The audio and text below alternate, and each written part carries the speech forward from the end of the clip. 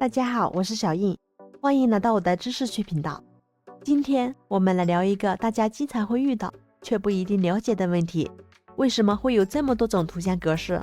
如果你也被 JPEG、BMP、PNG、GIF 这些格式搞得头晕目眩，那今天的视频就来帮你解开这些疑惑。在开始之前，咱们先来了解一些基础知识。图像格式不仅仅是文件的扩展名，它们实际上代表了图像数据的存储方式。那么，什么是图像数据呢？数字设备只能理解1和0的二进制代码，不能直接理解图片，它必须转换成数字代码才能存储在设备里。这些数字代码形成一系列的小方块，我们叫它像素。每个像素只能显示一种颜色，而所有这些像素组合在一起，就形成了我们看到的图像。不同的图像格式就是不同的存储这些像素和颜色信息的方式。颜色信息也就是我们常说的颜色深度。举个例子，想象一下你在画一幅画，颜色深度就像是你手中的画笔颜色数量。如果你有2种颜色，比如黑色和白色，那你的画就会是黑白的，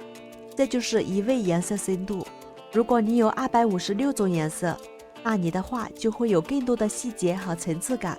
这就是8位颜色深度。再进一步，如果是24位颜色深度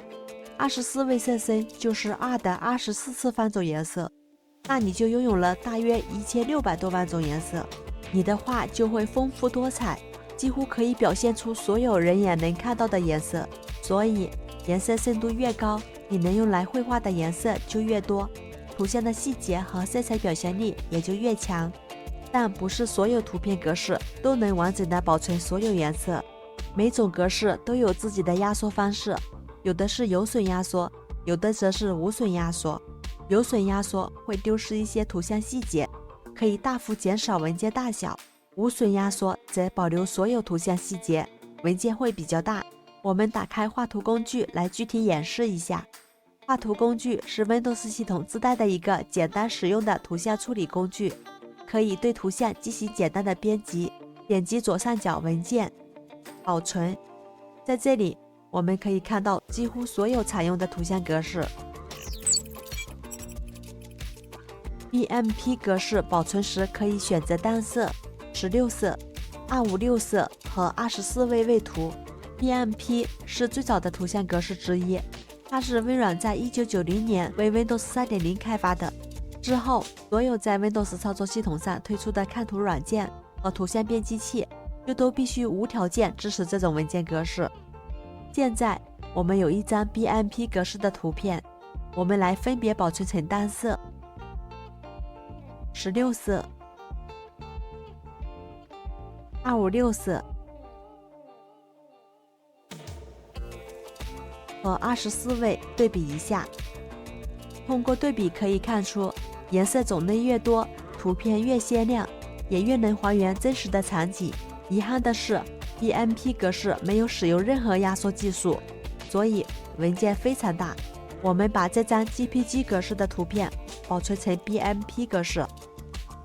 文件从原本的 2.5 兆变成了 36.8 兆，几乎是原图的20倍，所以就算 Windows 再怎么支持，现在也很少有人使用它。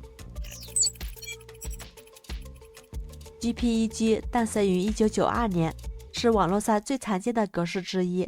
国外的叫法为 JPEG， 国内大多叫 JPG， 实际上是同一种格式。开发团队最初命名为 JPEG， 但由于当时的 Windows 只能接受3个字符的文件扩展名，所以被迫缩短为 JPG。现在的操作系统已经能够显示3个以上的字符，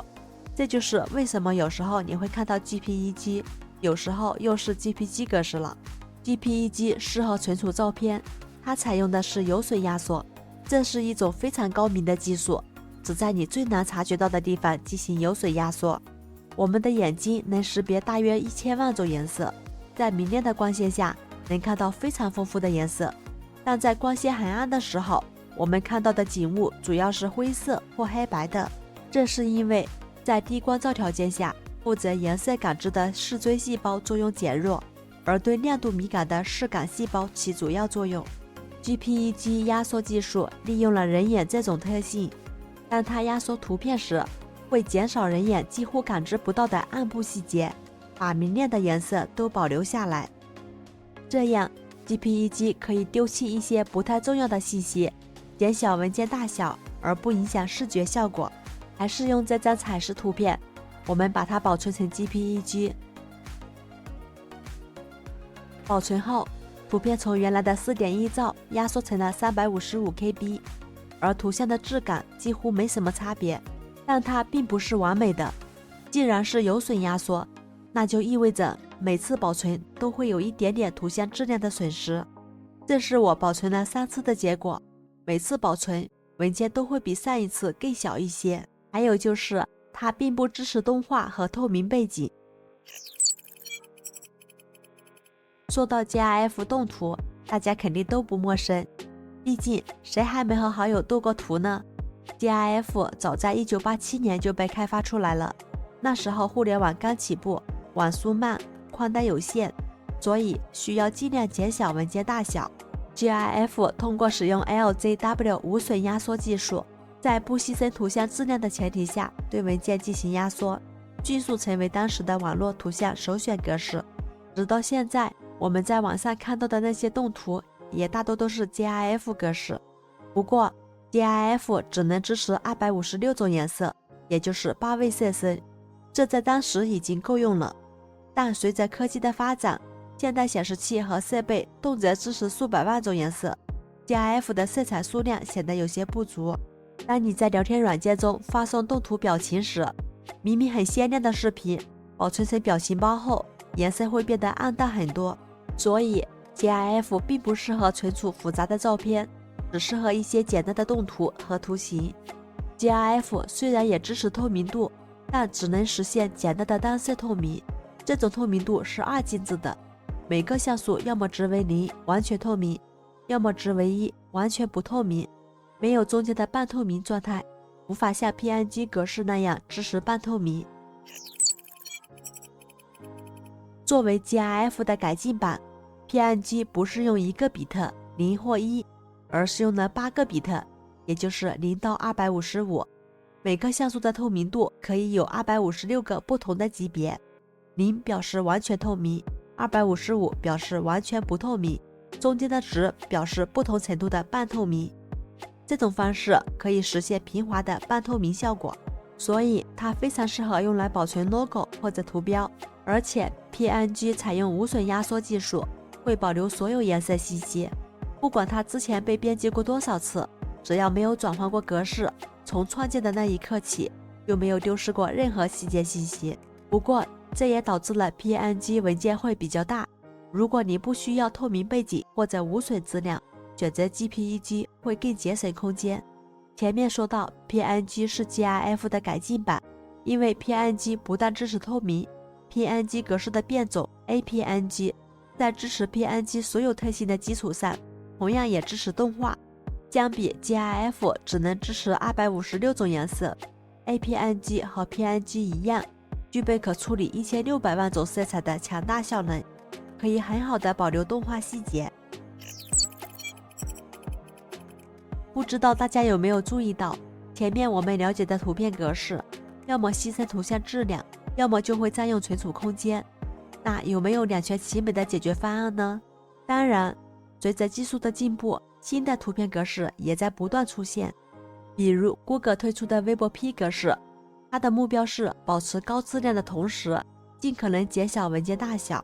WebP 同时支持有损和无损2种模式，有损 WebP平均比同等质量的 GPEG 小1/3，而无损 WebP 平均比同等无损压缩的 PNG 小1/4。也就是说，在保持相同图像质量的情况下， WebP 文件的大小会更小，加载速度更快。不仅如此， WebP 还支持和 PNG 一样的透明度，并且支持高色深的动画。所以未来这些格式可能会逐渐替代我们熟悉的 GPEG、PNG 和 GIF， 成为新的主流格式。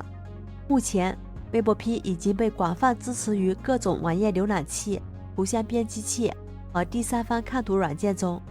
我们在百度图片中随便找一张图，几乎都是 WebP 格式。好了，以上就是我们常见的几种图片格式的介绍。希望通过这个视频，你能更好地理解为什么同一张图在不同格式下，文件大小、质量和显示效果会有所不同。如果你喜欢我的视频，请记得点赞关注我，谢谢大家的支持啊！